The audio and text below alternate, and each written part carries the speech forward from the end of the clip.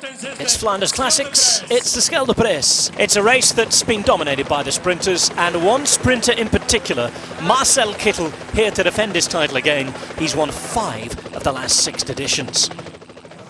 There were crashes after about 80 kilometers of racing. We had 5 riders up the road in a breakaway, some nasty looking ones there as well. At this point, the breakaway having 3.5 minutes of a gap.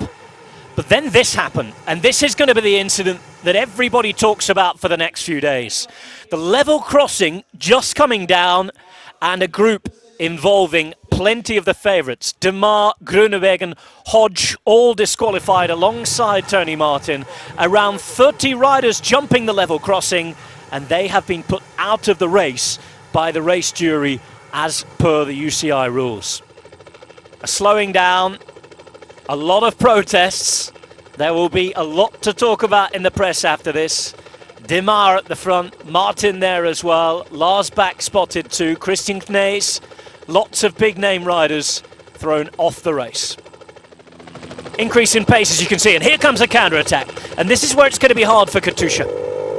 Team Sky, looks like Oeindel.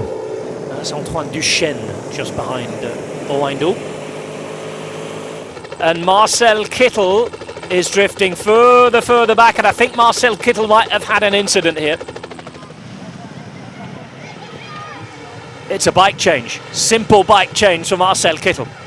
Well, if he wins today, he'll have worked for it, even though some will feel it was handed on a plate. It's not been without incident. Second mechanical incident in the space of an hour for Marcel Kittel. Kittel continuing to lose the wheel. Beermans looks as though he's done. Oh, and Kittel, it's gone to his head. It's going to his head. Kittel cannot keep up with the man in front, Niels Pollitt.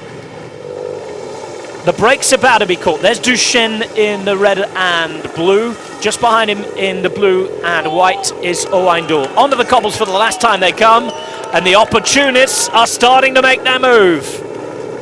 Well, Scheldeprijs is exciting, and Guillaume van Kerspolk is having a go. Jos Vernon won't want to take Mike Turnison. Oh, goodbye Marcel Kittel. Goodbye Marcel Kittel. He will not be winning a 6th Scheldeprijs today. There's the right-hander. 1 kilometer to go. There's a left-hander coming up here, and then it's the round of the line. Positioning is so important here. There's movement left and right. 3 Lotto Soudal riders there. De Bussera is hanging around. Hofland behind them towards the back as well. Seeberg positions himself. Now, final 600-700 meters here. Stibar still at the front. It's time for Mørkøv, who will be next to try and lead out Fabio Jakobsen behind. Matteo Pellucci looks to be the man who's going to have a go for Bora Hansgrohe. Let's have a look though. Lotto then, with the lead out from Seeberg. Also looking very, very good for them. Stibar is done. Mørkøv just sits on the train behind and ready to go. Lawless is there for Sky as well. Volskheid and Turnison moving up on the left-hand side in the black and white. Scheldeprijs with a very small group coming to an exciting end. Here we go with Quickstep on the right-hand side though. It's time for them to sprint as Sky learns out. Oh, and they're caught on the right-hand side. They're caught on the right-hand side, and Jakobsen is boxed. Jakobsen on the right moving up though. He hits the front in the blue for Quickstep. Fabio Jakobsen's going to do it. Wow! And Jakobsen for Quickstep, 21 years of age. And it's Scheldeprijs to add to his victory at Nokkerekurs. Fabio Jakobsen, Pascal Ackermann, Chris Lawless. Now that is a podium you didn't expect at Scheldeprijs. All the incidents, all of the action, but yet again the Wolfpack win. 24 for the season now, and they just cannot stop crossing the line first.